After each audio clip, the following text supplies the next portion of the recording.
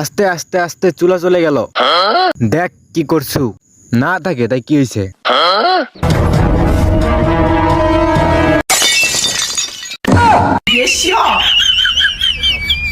কিরে কি করলি এটা? সব খাবার নষ্ট করে ফেললি। নে আমরা দুই বন্ধু মিলে গেঞ্জি কেটে ভাগ করে নেই। কিরে আমার নতুন গেঞ্জি কেন কাটলি তোরা? কাটাই আসিল নতুন ভালো গেঞ্জি, আমি কেবল অর্ডার করে নিয়ে আসলাম। কে কাটছে বল, ভালো করে বল তোরা। ভাই আমি কাটছি। এই জাবদুল আমাকে বুদ্ধি দিয়েছিল।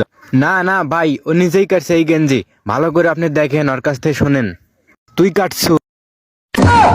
না ভাই, ও শালা জাবদুল, তুই আমাকে কাটতে বলছিস, দেই তো আমি কাটছি।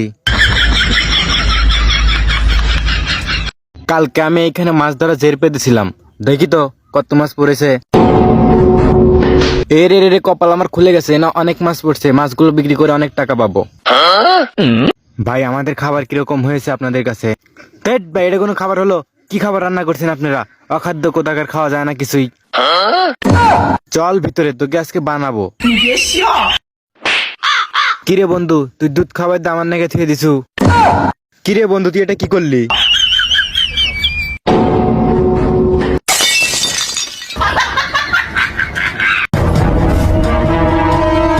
কিরে আমার জুতোর ফিতা খোলা কেন?